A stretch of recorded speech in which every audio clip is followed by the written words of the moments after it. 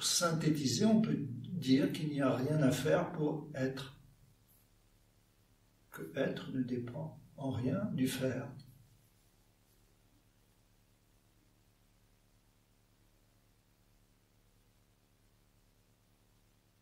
Donc les techniques, les pratiques et les méthodes sont forcément du faire. Hein.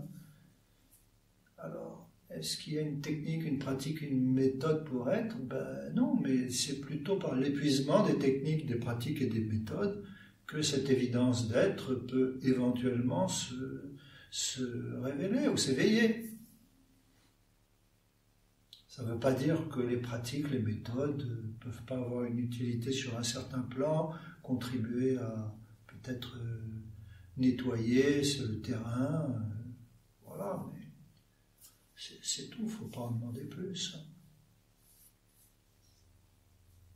Donc bien explorer ce vécu propre à la présence pure, c'est-à-dire à la présence qui n'est pas rattachée à quelque chose.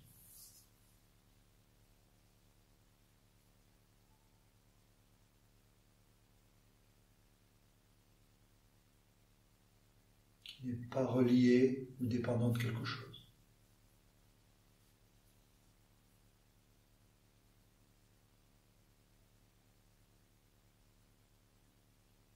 Une fois que ce vécu est suffisamment clair, évident, on va voir comment il s'articule d'instant en instant dans tous les contextes de l'existence.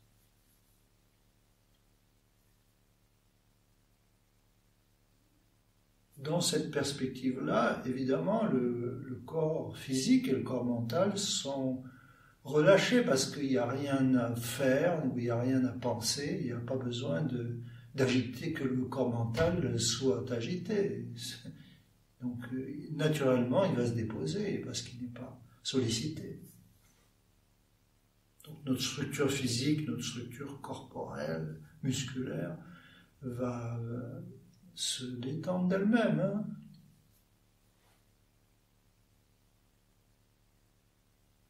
Donc il peut bien sûr y avoir des sortes de tensions. On a l'habitude de tenir nos épaules en haut, d'être contracté dans les mâchoires. Bon, ça va peut-être demander un temps d'attention pour s'en rendre compte et pour permettre cette élimination, mais c'est tout.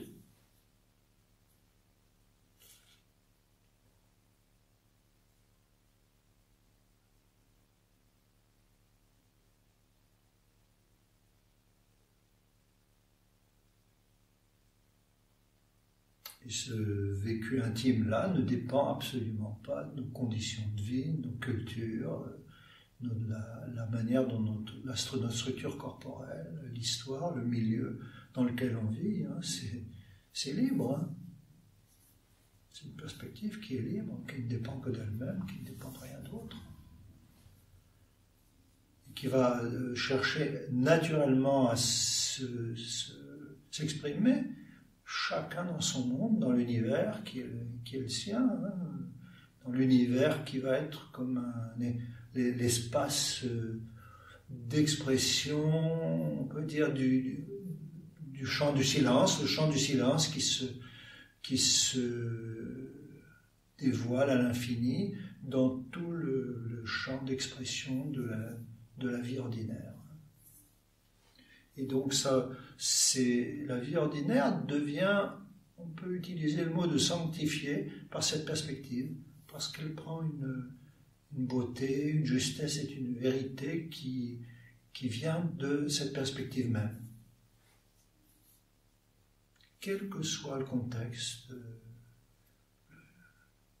c'est sans importance, c'est un jaillissement qui vient de l'intériorité, qui ne dépend pas de l'extériorité, mais qui va éclairer l'extériorité, si on peut parler d'extériorité.